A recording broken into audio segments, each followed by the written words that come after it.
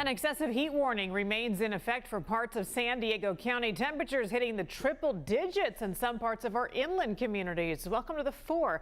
Hope you're staying cool. I'm Heather Myers. I'm Carlo Cicchetto. CBS 8's Kelly Hessedal. She joins us live from La Mesa, trying to stay cool outside herself.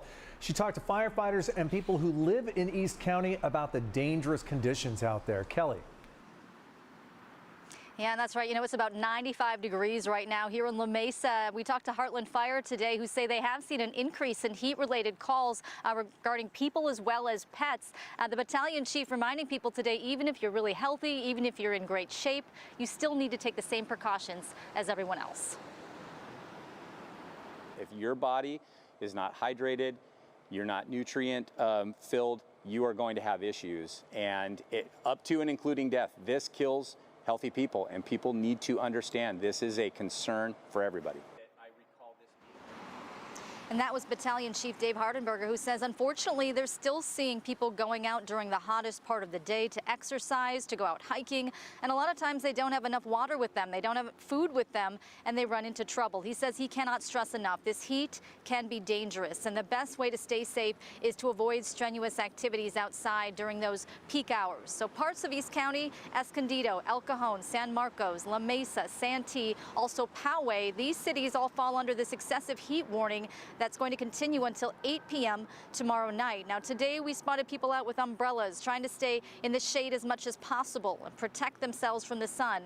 If you're working in this heat, take all the necessary precautions. Wear light clothing, take breaks in the shade, and of course, drink plenty of water. We talked to people who were out running errands who told us they're sick of this weather. Super over it. We have air conditioning in our house and in our vehicles, and I feel awful, and I pray for all the people here that don't have AC, because I can't even imagine. I really can't imagine. It's like, it's awful. And that young woman we spoke to, she told me she's a paramedic and actually had to end her work shift early yesterday because she had some of the symptoms of a heat illness. Now, there are cooling centers across the county. We have a full list on our website at cbs8.com. Another thing I found out today is that Petco also offers cooling centers at their stores for pets. Heather and Carlo. That is a great little feature. I didn't know they had that. Speaking of our pets, these are the kind of conditions where it's really easy for them to get ill or hurt as well. And you have to keep a close eye on them, right?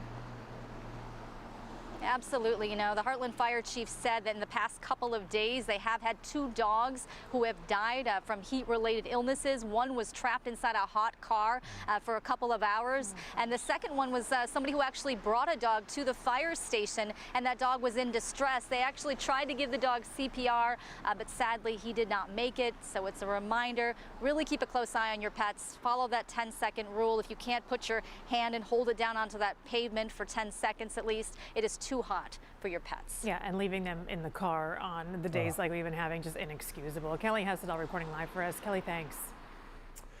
Chief Meteorologist Carlene Chavis is keeping an eye on all this heat out there for us. And she joins us now with what we can expect and maybe how long will this last, Carlene?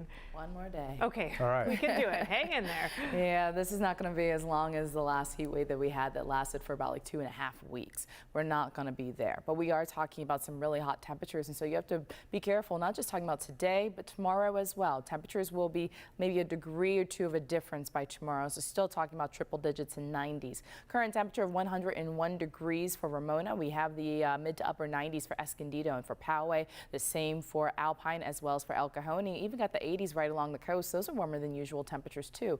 85 degrees for Carlsbad.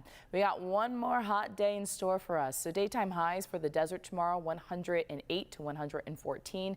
It was in the range of 112 to 118 today. Inland areas, 98 degrees to 104 is expected tomorrow. So still bracing ourselves for one more day of that excessive heat across inland areas, as Kelly mentioned, including San Marcos, Fallbrook, Escondido, Ramona, and Santee, just to name a few cities. This also extends across the mountains with heat alerts. We have the heat advisory, and that's across our mountains. You got Pine Valley, Julian, Mount Laguna. Daytime highs will be in the mid 90s by tomorrow, so still holding on to heat, but it's just for one more day. We're going to start to cool down, and even by the weekend, 10 to 20 degrees cooler than what we're feeling right now. So we'll go ahead and take a look at those details coming up.